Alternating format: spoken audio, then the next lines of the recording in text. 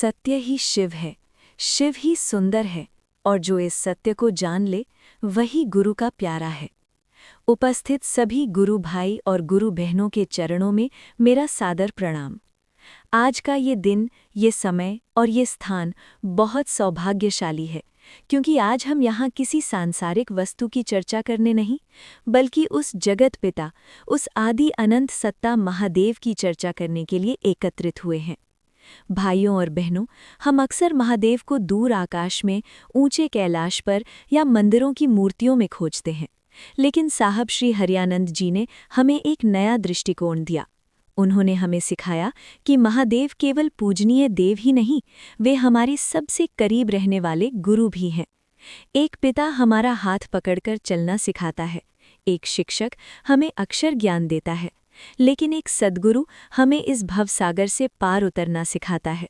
और जब स्वयं महादेव हमारे गुरु बन जाएं, तो फिर जीवन में किसी बात का भय नहीं रहता। आज की इस चर्चा को शुरू करने से पहले आइए हम सब मिलकर उन 3 सूत्रों को अपने हृदय में उतारें। हे महादेव, आप मेरे गुरु हैं, मैं आपका शिष्य हूँ, मुझ पर दया कीजिए। नमः शिवाय।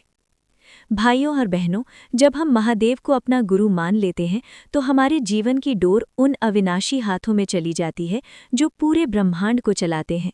शिव चर्चा के दौरान भक्तों की जीवन में ऐसी अनगिनत घटनाएं घटी हैं जो विज्ञान की समझ से परे हैं। ऐसी ही एक सच्ची घटना एक अत्यंत निर्धन परिवार की है। उस परिवार का मुखिया, जो महादेव को अपना गुरु मानता था, अचानक ऐसी गंभीर बीमारी की चपेट में आ गया कि डॉक्टरों ने हाथ खड़े कर दिए। घर में दवा के पैसे नहीं थे और अस्पताल की मशीनें जवाब दे रही थीं, लेकिन उस व्यक्ति की पत्नी का विश्वास अडिग था। वो विचलित नहीं हुई, बल्कि महादेव के चरणों का ध्यान धरकर निरंतर पहला सूत्र दोहराने लगी। हे महादेव, आप मेरे पति के भी गुरु हैं, उन पर दया कीजिए। उस रात उसे सपने में एक साधारण से साधु ने दर्शन दिए और विभूति देते हुए कहा कि चिंता मत कर, तेरा गुरु जाग रहा है। अगली सुबह जब डॉक्टरों ने जांच की तो वे अपनी आंखों पर यकीन नहीं कर पाए। जिस मरीज के बचने की शून्य उम्मीद थी, उसके अंग अंग में प्राणों का संचार होने लगा था। ये साक्षात आदि गुरु महादेव की अलौकिक दया थी। विश्वास की ये शक्ति केवल बीमारी तक सीमित नहीं है। एक बार शिव शिष्यों की एक टोली चर्चा करके देर रात पहाड़ी रास्ते से लौट रही थी।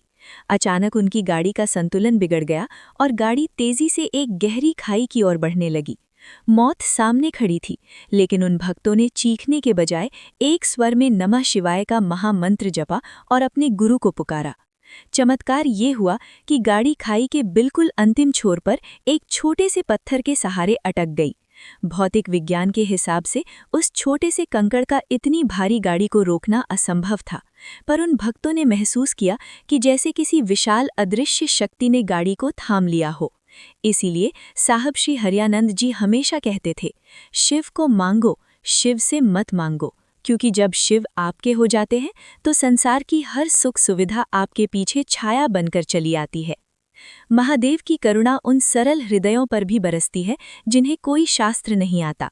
एक अनपढ़ ग्रामीण महिला जो खेतों में काम करती थी, उसे बस इतना पता था कि नीलकंठ महादेव उसके गुरु हैं। वो दिन भर काम करते हुए मन ही मन बस यही कहती, हे शिव गुरु, आप मेरे साथ रहना। एक दोपहर काम के दौरान एक अत्यंत विषैला सांप उसके पैर के ऊपर चढ़ गया। महिला ने सांप देखा, पर वो डरी नहीं। उसने बस अपनी आंखें बंद की और अपने गुरुदेव का स्मरण किया। वो सांप उसे बिना कोई नुकसान पहुंचाए किसी पालतू जीव की तरह उसके शरीर से उतरकर झाड़ियों में ओझल हो गया। ये उस सुरक्षा कवच की शक्ति है जो शिव अपने शिष्यों के चारों ओर बना देते हैं।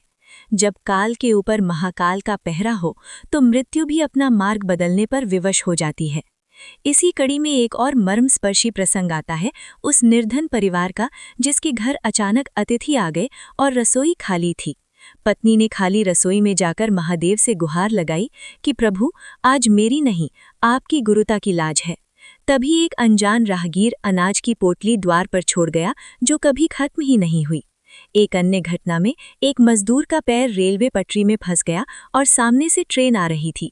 उसने पूरे प्राण प्रण से अपने गुरु को पुकारा और ट्रेन ऐसे अचानक रुकी जैसे समय ठहर गया हो।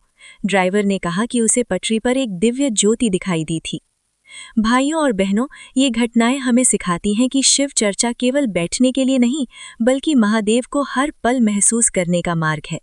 साहब जी ने हमें जो 3 सूत्र दिए हैं, वे शिव तक पहुंचने की सीढ़ियां हैं। दया मांगना हमारे अहंकार को मिटाता है, चर्चा करना हमारे प्रेम को बढ़ाता है और प्रणाम करना हमें समर्पण सिखाता है।